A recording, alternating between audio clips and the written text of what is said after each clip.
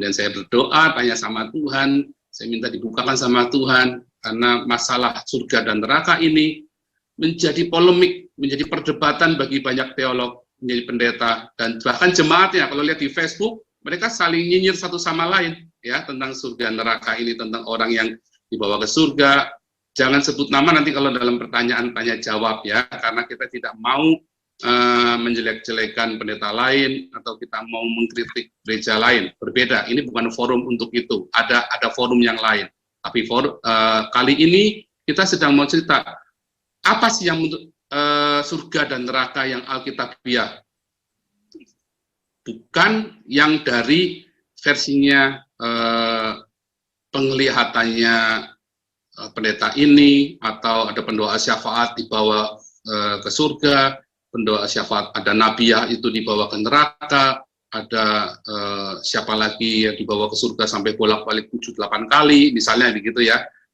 Kita tidak membahas surga apa kata mereka, tetapi termasuk bukan surga apa kata mimpi dan penglihatan saya. Apa kata penglihatan? Saya nggak mimpi ya, karena waktu itu saya benar-benar nggak tidur. Saya tahu itu saya nggak tidur. Jadi apakah surga yang di dalam Alkitab itu sendiri? Nah, kita akan mulai masuk ke dalam materinya. Sekarang sudah oke. Dalam 40 menit pertama kita akan lihat surga dan neraka menurut Alkitab, ya. Oke, kita mulai. Lihat, Tuhan Yesus ajarkan kepada kita dalam Matius 6 ayat 10, berdoa, kerajaanmu datang, kehendakmu jadi di bumi seperti di surga. Ya, nanti semua materi saya kebanyakan dalam bahasa Inggris ayat-ayatnya, tetapi nanti isi saya akan membantu membaca dalam bahasa Indonesia. Kenapa saya pakai bahasa Inggris, terutama The Net Bible? Karena dari The Net Bible nanti Anda akan melihat ternyata ada banyak sekali bahasa aslinya dari bahasa aslinya yang berbeda dengan terjemahannya. Nah, The Net Bible dia akan memberikan komentari, ini loh bahasa aslinya. Dan kalau menurut tradisi Yahudi ini seperti ini, dan jadi akan dibuka di situ ya, di balik itu semua. Nah, cuma nanti ayat-ayatnya akan dibacakan oleh istri saya Ana dalam bahasa Indonesia ya, Ana. Oke. Pak, Ya. Pak, Ya. maaf, share-nya belum kelihatan, Pak. Apa Bapak sudah buka? Share-nya? Ya. Oh, sebentar. Kelihatan. Saya kira udah masuk. Share-nya. Ya.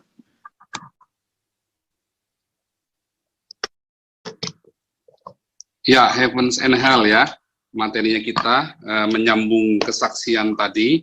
Sekarang kita mau mengecek dari Alkitab, bagaimanakah, apa kata Alkitab, bukan kata pendeta, bukan kata mimpi orang atau penglihatan orang, pengalaman pribadi orang.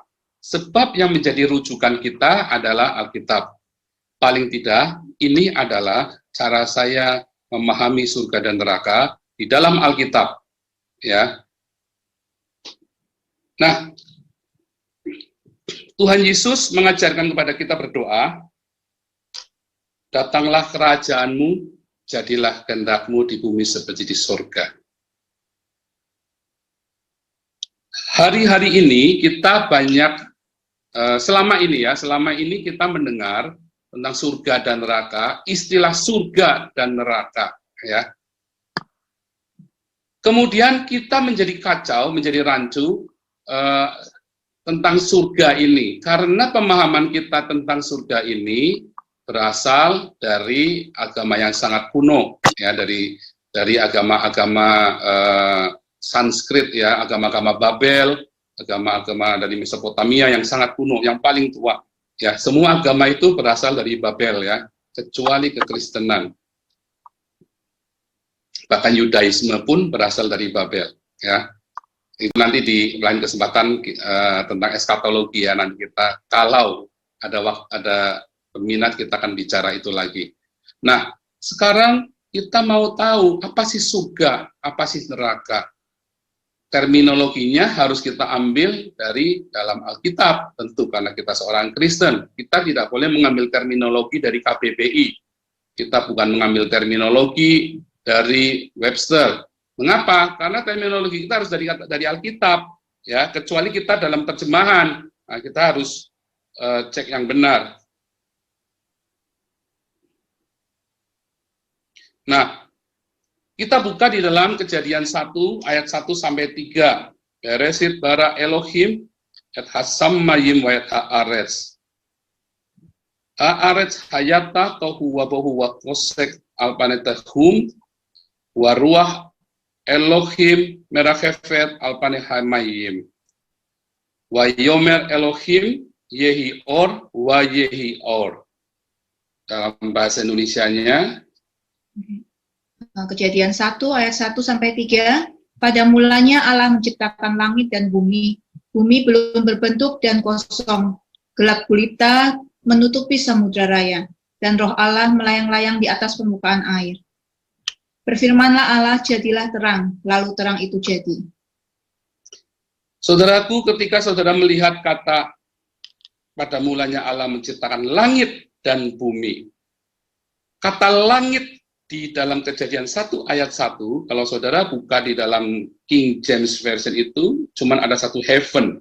Tapi kalau saudara buka di The Net Bible, maka saudara akan menemukan in the beginning God created the heavens. Ada S-nya, artinya langitnya nggak cuma satu. Nah, kalau saudara tengok dalam bahasa Ibrania, Beresit bara Elohim et hasamayim. Kata hasyamayim itu merupakan bentuk jamak plural, artinya lebih dari satu. Nah, di dalam Alkitab bahasa Jerman juga ditunjukkan ya, di Himmel itu plural, dan dia ada keterangannya di bahwa itu menunjukkan plural, bukan tunggal. Jadi pada mulanya Allah menciptakan banyak langit, bukan cuma satu, ya, dan bumi, haaretz. Buminya cuma satu, jelas, ya. Itu yang pertama kali harus kita pahami.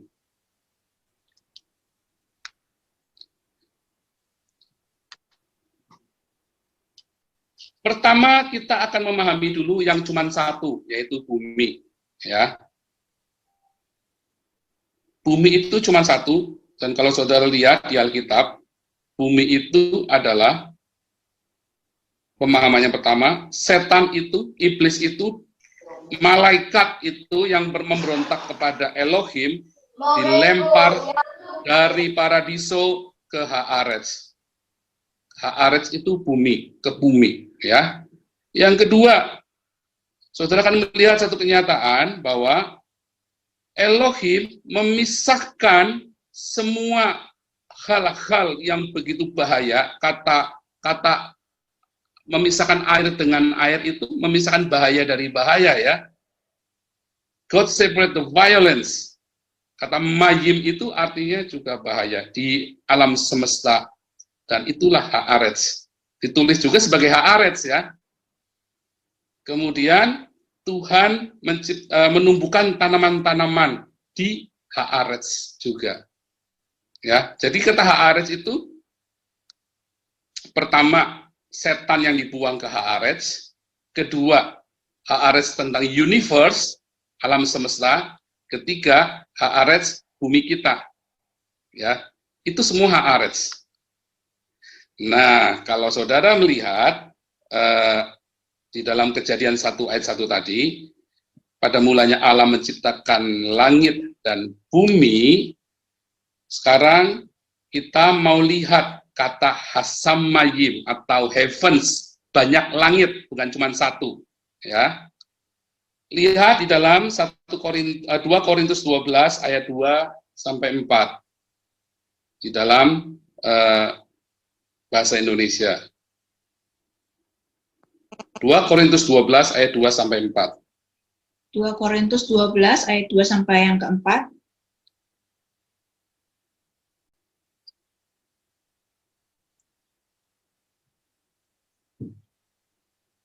Aku tahu tentang seorang Kristen 14 tahun yang lampau, entah di dalam tubuh aku tidak tahu, entah di luar tubuh, aku tidak tahu, Allah yang mengetahuinya. Orang itu tiba-tiba diangkat ke tingkat yang ketiga dari surga. Aku juga tahu tentang orang itu, entah di dalam tubuh, entah di luar tubuh, aku tidak tahu, Allah yang mengetahuinya. Ia tiba-tiba diangkat ke Firdaus dan ia mendengar kata-kata yang tak terkatakan, yang tidak boleh diucapkan manusia. Ya, jadi di dalam ayat 2, Paulus mengatakan ia mendapat penglihatan tentang paradiso, bahasa aslinya ya, langit ketiga itu dalam bahasanya paradiso, yang ketiga. Jadi ada 3 langit, dan jumlah langit di dalam Alkitab yang sempat ditulis itu cuma 3, ya, nggak lebih dari 3, nggak ada. Oh, ada orang lihat langit ke-4, langit ke-5, langit ke-6, langit ke-7, nggak ada begitu ya. Jangan samakan dengan di dalam Islamologi, mereka mengenal 7 langit. Kemudian kalau ditanya 7 langit, terus mereka akan membuktikan, oh, stratosfer, ionosfer, dan apalagi itu ya 7, oh itu atmosfer itu, bagian berarti yang langitnya Muhammad itu ada di atmosfer. Karena mereka membuktikannya dengan atmosfer ada lapis 7. Cuman langit yang kita kenal di dalam Alkitab, itu ada 3, bukan 7. Ya, karena Paulus mengatakan, Alkitab mengatakan, ya, langit ketiga, nggak ada langit ke-4, 5, 6, nggak ada seterusnya, nggak ada, cuman 3. Ya, dan Paulus pun mengatakannya, saya nggak tahu itu di dalam badanku atau di luar, hanya Tuhan yang tahu. Jadi dia mendapat penglihatan, bukan badannya di bawah. Ya. Kemudian, lalu langit-langit ini apa saja? 1, tempat di mana burung-burung ini berada di udara. Ya, itu Hasamayim, burung dan awan. Terus matahari, bulan, bintang ada di alam semesta. Nah, itu Hasamayim juga. Lalu Elohim dengan semua ciptaan roh celestialnya, malaikat-malaikat itu ya, serafim, kerub, itu semua ada di Hasamayim. Ya. Jadi Hasamayim sebenarnya ada 2 arti.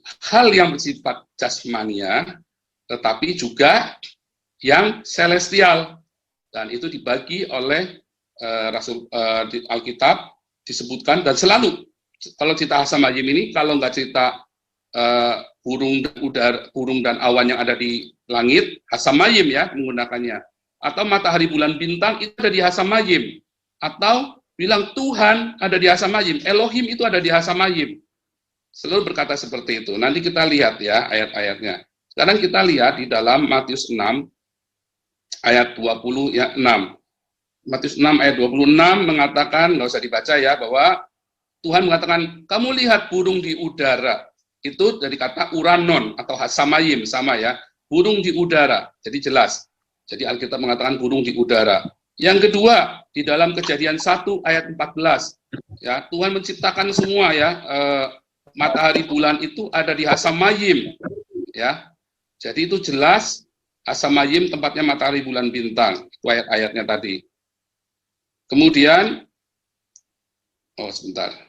lihat di dalam Yesaya 66 ayat 1. Ya, langit adalah tahtaku, bumi adalah tumpuan kakiku.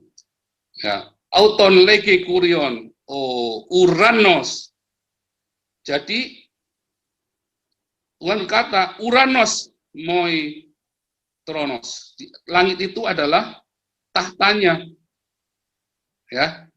Jadi apa? Itu suatu hal yang spiritual. Bumi adalah tumpuan kakiku. Dia bicara geo, haaretz adalah tumpuan kakiku. Mengapa Tuhan berkata begitu? Karena Yesus berkata Elohim, El adalah ruah, Theos adalah pneuma, Allah adalah roh. Sementara Yesus yang adalah Elohim, dia turun ke bumi, makanya dibilang langit adalah tumpuan kaki, adalah tahtaku, dan bumi adalah tumpuan kakiku, karena yang menjejakkan kakinya di bumi itu manusia Yesus. Ya, nanti dalam tema yang lain kita bisa lebih detail. Nah, jadi Hasamayim ini disebutkan di dalam Alkitab, ya, dalam 2 Korintus 12 ayat 2 tadi. Yang pertama adalah paradiso, the world of angel, dunia para malaikat yang di dalam 2 Korintus 12 ayat 3 tentunya, ya paradiso yang dilihat oleh Paulus. Kemudian dalam Markus 12 ayat 25 Tuhan Yesus juga mengatakan ya bahwa nanti di hari kebangkitan kita itu akan hidup seperti para malaikat di Uranon. Ya. Kemudian langit yang kedua, sky universe galaxy, itu dalam Kejadian 1:8, 14, 15 tadi ayatnya sudah dibuka. Itu gambarnya kelihatan ya. Kemudian yang ketiga adalah burung di udara. Matius 6 ayat 26 dan banyak sekali ayatnya ya. Awan di udara, burung di udara, itu semua. Jadi tiga gambar ini ya, di gambar ini saudara kan lihat langit tingkat pertama adalah burung di udara, langit tingkat kedua adalah universe, langit tingkat ketiga itulah tempat para Elohim, yang malaikat, makhluk-makhluk celestial itu ada di sana semua. Jadi saudara lihat gambar ini, saya harus memastikan ini kelihatan ya gambarnya, karena nanti saudara nggak bingung dengan gambar berikutnya. Lihat, ini dalam Kejadian 1 ayat 1. Jadi, pada mulanya Allah menciptakan langit dan bumi. Dan kita tahu tadi bumi, definisi bumi dan langit. Sebenarnya Tuhan mau ngomong, Elohim bilang, firman Tuhan ini mau bilang, Musa ini mau bilang, Kejadian 1 ayat 1. Pada mulanya Allah itu menciptakan yang rohani dan yang jasmani. Ya. Ada yang rohani dan yang jasmani. Sebelum ada rohani dan jasmani, itu cuma ada alfa. Dan karena Elohim berkata, akulah alfa, akulah yang awal dan yang akhir. Yesaya 48 ayat 12. Yehova Elohim berkata, akulah yang awal dan yang akhir. Wahyu 21 ayat 6 dan 7. Yesus juga berkata, akulah alfa dan omega. Ya, jadi sebelum ada yang istilah jasmani dan rohani, cuma ada si alfa ini, yaitu Yesus. Dan nanti setelah semuanya selesai, cuman ada omega. Ya. Jadi pada mulanya Allah memisahkan yang jasmani dengan yang rohani. Lihat.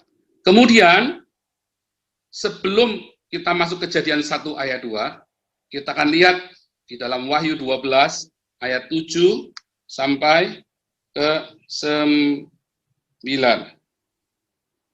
Wahyu 12 ayat 7 sampai 9. Maka timbullah peperangan di surga.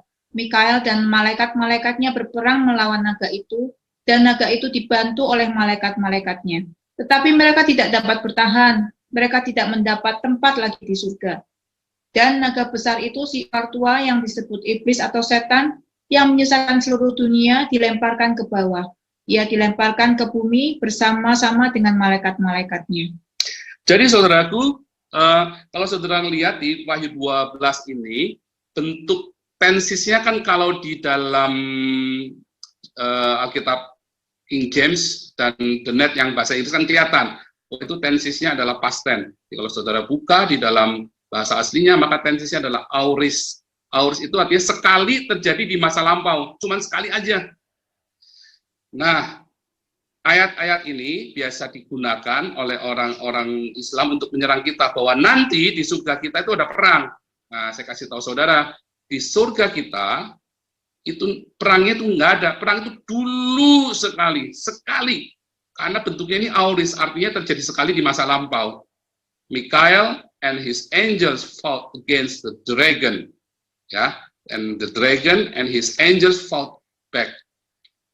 Nah, kemudian dragon ini kalah, kemudian dilempar dragon ini beserta dengan pengikut-pengikutnya ke earth, ke bumi. Ya. Kemudian saudara lihat gambarnya. Jadi, pertama Tuhan menciptakan langit dan bumi. Dan semua ciptaan Tuhan itu selalu indah. Saudara harus percaya bahwa yang Tuhan ciptakan itu indah, tidak ada yang tidak indah. Kemudian ada perang di sorga. Dan dragon ini, malaikat yang kurang ajar ini, kalah Erep. Jadi Erep itu adalah, nanti kalau saudara lihat di dalam Kejadian 1, maka yang lebih kecil, ya, yaitu bulan itu, menguasai malam. The crescent moon, the master of evening, master of Arab, dan memang dia disembah di tanah Arab. Ya, waktu itu ya disembah di tanah Arab. Dari Mesopotamia sampai Arab semua menyembah crescent moon, hilal. Ya, sampai hari ini setiap Ramadan orang-orang Muslim menunggu hilal crescent moon. Ya, setiap bulan baru, the early of the first night, untuk merayakan sebelum merayakan bahkan untuk merayakan Idul Fitri sebagai tanda dia nunggu hilal, ya kan? Nah, saudara lihat, apakah Idul Fitri? Idul Fitri adalah hari kemenangan Muhammad dan pengikutnya. Waktu itu dia ngerampok orang Quraisy, 1000 orang Quraisy dibantai semua, dan kemudian mereka merayakannya sebagai hari kemenangan. Ya. Nah, kita tidak akan membahas itu hanya untuk supaya tahu hubungannya. Kemudian kejadian 1 ayat 2. Lihat ya, dalam bahasa aslinya ha'aretz hayatah tohu wa pohu wa kosek alpanetahum. Ya. Coba lihat, itu cerita tohu artinya vanity, pride, kesombongan, wa pohu artinya emptiness, kekosongan, wa kosek artinya darkness, tahum artinya the deep of the sea. Artinya apa? Di dalam kesombongan, ya, itu ada kesia-siaan, kekosongan dan kegelapan, dan the deep of sea. Dan itulah the deep of sea, itu adalah sesuatu yang tadi mayim, sesuatu yang berbahaya. Nanti saudara akan lihat kata sea ini ya, kata laut ini. Jadi kejadian 1 ayat 2, maka sekarang bumi menjadi tidak berbentuk dan kosong. Itu bahasa aslinya seperti itu. Kita balik lagi ke gambarnya. Ya. Perang di sorga, ya, perang di sorga. Kemudian iblis dilempar, Helel ben Sakar dilempar ke bumi, kemudian bumi menjadi tidak berbentuk dan kosong. Nah, lihat.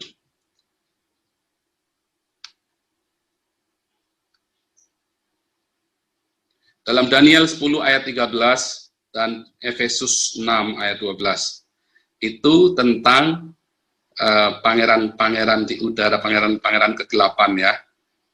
Daniel 10 ayat 13 ini cerita tentang Daniel puasa 21 hari, kemudian Gabriel datang kepada Daniel, dia kasih tahu bahwa Mikael sedang perang lawan raja-raja Persia. Apakah itu yang dimaksud adalah raja-raja manusianya? Bukan. Itu adalah roh-roh jahat, penguasa-penguasa raja-raja Persia ya. Kemudian dalam Efesus 6 ayat 12, peperangan kita bukan melawan darah dan daging, tetapi melawan penguasa-penguasa di udara. Nah, bingung lagi, penguasa di udara yang mana lagi? Nah, kita buka, lihat. Waktu iblis dibuang, Helel ben Sakar dibuang ke bumi, maka dia menjadi penguasa Sheol. Ya. Di dalam Yesaya 14 ayat 9 dibilang, dunia orang mati menunggumu, dan iblis menjadi penguasa di sana, dunia orang mati. Semua orang yang mati pergi ke Sheol. Ya, nanti saudara akan lihat bahwa semua orang yang mati di zaman itu, di zaman sampai ke zaman Yesus, maka orang yang mati itu akan pergi ke Sheol. Nah, saudara lihat, saya harus memastikan Anda bisa melihat gambar yang ada di layar. Jadi sekarang ada Kingdom of God, ya, yang ada di bumi, yaitu Eden. Kalau saudara lihat, Tuhan Yesus menciptakan Taman Eden di bumi, itu adalah kerajaan Allah yang ada di bumi, kecil sekali. Cuman ada setengah dari Jazirah Arab. Kalau saudara lihat peta Arab, setengahnya itu adalah Eden. Ya, seluruh bumi selanjutnya dikuasai oleh iblis, dikuasai oleh Helel ben Sakar dan para pengikutnya. Ya, kemudian di bumi ini ada Kingdom of God, tetapi juga ada the Dark Kingdom, kingdomnya setan. Nah, kemudian saudara lihat, di dalam Sheol ini, di dalam kegelapan ini, itu ada yang namanya jurang maut. Kalau saudara buka dalam Wahyu 9 ayat 1, yang kita buka nanti kelamaan ya, Wahyu 9 ayat 1 dan 11, Wahyu 20 ayat 1-3, 2 Petrus 2, Erep. Jadi Erep itu adalah, nanti kalau saudara lihat di dalam kejadian 1, maka yang lebih kecil, ya, itu bulan itu, menguasai malam. The crescent moon, the master of evening, master of Arab, dan memang dia disembah di tanah Arab. Ya, waktu itu ya disembah di tanah Arab. Dari Mesopotamia sampai Arab semua menyembah crescent moon, hilal. Ya, sampai hari ini setiap Ramadan orang-orang Muslim menunggu hilal crescent moon. Ya, setiap bulan baru, the early of the first night, untuk merayakan, sebelum merayakan, bahkan untuk merayakan Idul Fitri sebagai tanda dia nunggu hilal, ya kan? Nah, saudara lihat, apakah Idul Fitri? Idul Fitri adalah hari kemenangan Muhammad dan pengikutnya. Waktu itu dia ngerampok orang Quraisy, 1000 orang Quraisy dibantai semua, dan kemudian mereka merayakannya sebagai hari kemenangan. Ya. Nah, kita tidak akan membahas itu hanya untuk supaya tahu hubungannya. Kemudian kejadian 1 ayat 2. Lihat ya, dalam bahasa aslinya haaretz hayatah tohu wa pohu wa kosek alpanet tehum. Ya. Coba lihat, itu cerita tohu artinya vanity, pride, kesombongan, wa pohu artinya emptiness, kekosongan, wa kosek artinya darkness, tehum artinya the deep of the sea.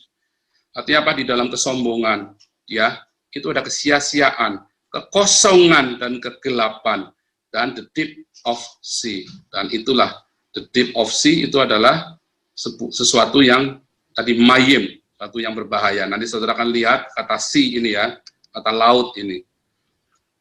Jadi kejadian 1 ayat 2, maka sekarang bumi menjadi tidak berbentuk dan kosong. Itu bahasa aslinya seperti itu. Kita balik lagi ke gambarnya.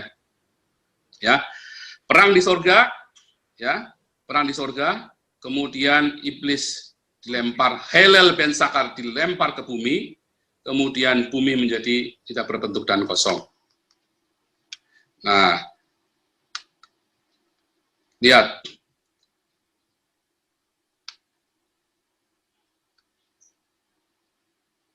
Dalam Daniel 10 ayat 13 dan Efesus 6 ayat 12, itu tentang pangeran-pangeran di udara, pangeran-pangeran kegelapan ya. Daniel 10 ayat 13 ini cerita tentang Daniel puasa 21 hari, kemudian Gabriel datang kepada Daniel, dia kasih tahu bahwa Mikael sedang perang lawan raja-raja Persia. Apakah itu yang dimaksud adalah raja-raja manusianya? Bukan. Itu adalah roh-roh jahat, penguasa-penguasa raja-raja Persia ya.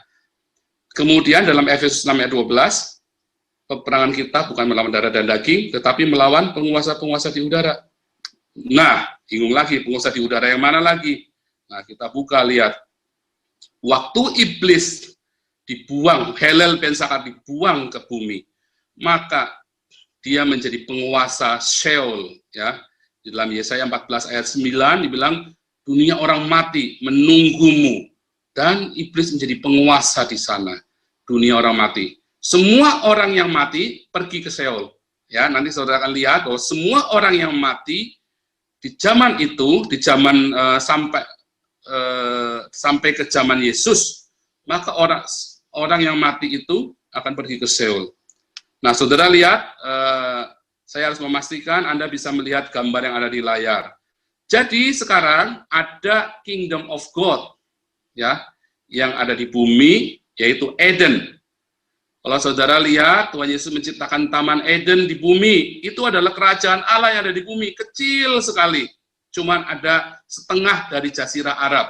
Kalau saudara lihat peta Arab, setengahnya itu adalah Eden. Ya, seluruh bumi selanjutnya dikuasai oleh iblis, dikuasai oleh Helel ben Sakar dan para pengikutnya. Ya, kemudian di bumi ini ada Kingdom of God, tetapi juga ada the Dark Kingdom, kingdomnya setan. Nah, kemudian saudara lihat, di dalam Sheol ini, di dalam kegelapan ini, itu ada yang namanya jurang maut. Kalau saudara buka dalam Wahyu 9 ayat 1, yang kita buka nanti kelamaan ya, Wahyu 9 ayat 1 dan 11, Wahyu 20 ayat 1-3, 2 Petrus 2 ayat 4, Roma 10 ayat 7, Lukas 8 ayat 31. Itu ada jurang maut atau gua yang gelap. Di situ ada iblis yang paling kuat, namanya Abaddon atau Apollyon, itu ditahan di sana. Ya, ditahan di sana. Jadi di tengah-tengah Seoul ada jurang maut lagi di dalamnya Seoul itu. Ya, Seoul itu di dalam bahasa Yunani namanya Hades. Ya, kalau saudara nonton filmnya Seoul, nonton filmnya Clash of Titans segala macam, ada Hades. Nah, itulah Seoul. Ya. Kemudian saudara lihat, kita balik ke gambar yang pertama, ada 3 langit. Ya, tingkatan pertama adalah burung dan awan ada di langit pertama. Terus matahari, bulan, bintang atau universe itu langit kedua. Yang ketiga adalah paradiso. Paradiso adalah tempat Elohim dan makhluk-makhluk celestial ada di sana. Kemudian saudara lihat, langit pertama dan kedua ini itu dikuasai oleh Seoul, oleh kerajaan kematian, oleh kerajaan kegelapan. Mengapa? Karena iblis dibuang di sana. Ya, iblis dibuang ke bumi, ke Haaretz, dan dia kuasai itu kematian. Jadi sekarang, kalau saudara menghirup nafas, itu saudara sedang menghirup setan. Saudara sedang menghirup hawa kematian. Makanya kita semua mati di bumi ini. Kita semua, karena itulah hawa kematian. Jadi di manakah orang mati? Nggak jauh-jauh dari kita, nggak jauh-jauh dari tempat kita duduk, nggak jauh dari tempat kita berjalan, nggak jauh dari tempat kita tidur, nggak jauh dari tempat kita melakukan aktivitas. Kematian itu sangat dekat dengan kita. Jadi jangan sombong, karena kematian itu sangat dekat. Ya, bahkan udara yang kita hirup pun itu mengandung kematian. Dan kematian itu makin kuat kerajaan kematian itu, karena manusia menyerahkan, menghambakan dirinya kepada dosa. Ya, lihat, seluruh bumi itu dikuasai oleh kematian. Kemudian saudara lihat, Tuhan Yesus ajarkan kita berdoa, kerajaan-Mu datanglah, kehendak-Mu jadilah. Jadi waktu itu, waktu Adam dan Hawa pergi keluar dari Eden tidak ada manusia di Eden, dan Tuhan angkat itu kerajaan. Karena setelah itu manusia menjadi jahat, menjadi berbuat dosa dalam Kejadian 6. Itu diangkat Eden. Jadi udah nggak ada kerajaan Allah lagi di bumi ini, kerajaan kegelapan begitu jahatnya. Sampai tinggal Nuh aja tuh yang nggak jahat. Ya, tapi Tuhan Yesus bilang, ayo berdoa, minta kerajaan itu datang. Nah, kerajaan itu datang. Ya, saudara lihat tuh gambar petanya Indonesia. Kalau saudara berdoa di tengah-tengah udara yang penuh dengan kematian di Indonesia, saudara berdoa supaya kerajaan Tuhan Yesus datang. Maka kerajaan itu mulai datang di Indonesia. Ya, dan akhirnya kerajaan itu sampai seluruh bumi. Ya, kemuliaan Tuhan itu sampai seluruh bumi. Itu Tuhan ajarkan kita untuk berdoa, kerajaan itu datang. Ya, jadi kita yang minta kerajaan itu datang, kerajaan Allah itu datang di bumi. Itu begitu ya. Coba lihat, apakah kerajaan Allah itu? Lihat, Yesus bilang dalam Yohanes 18 ayat 36 bahwa kerajaanku bukan dari dunia ini. Dan berkali-kali Yesus berkata demikian, ya, kerajaanku bukan dari dunia ini. Jadi saudara jangan nanti bingung tentang kerajaan Allah ini. Kerajaan itu bukan, Israel itu kerajaan Allah, bukan, ya. Israel, karena Yesus sudah berkata kerajaanku bukan dari dunia ini. Israel itu bukan kerajaan Allah, itu kerajaan dunia.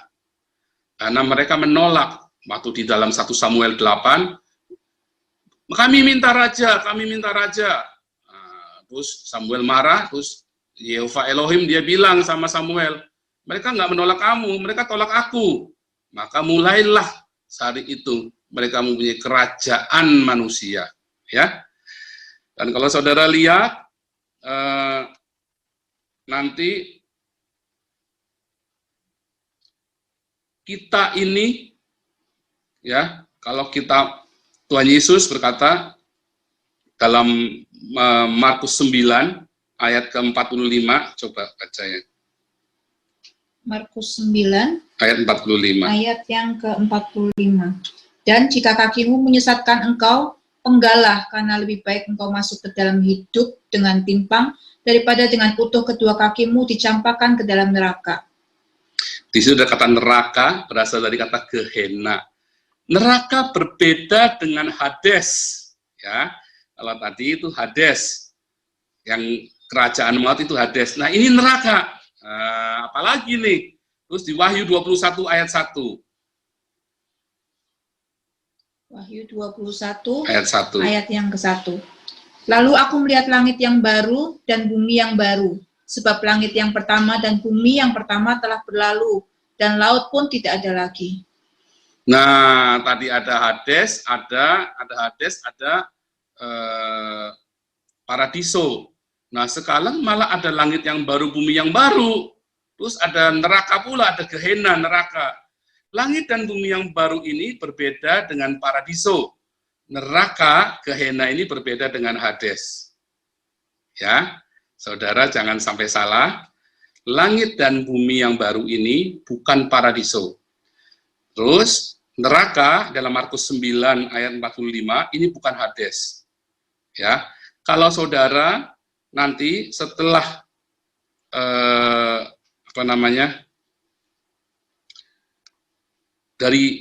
setelah mati, hari ini kalau kita mati, kalau kita percaya Tuhan Yesus, ya, maka kita akan masuk ke Paradiso.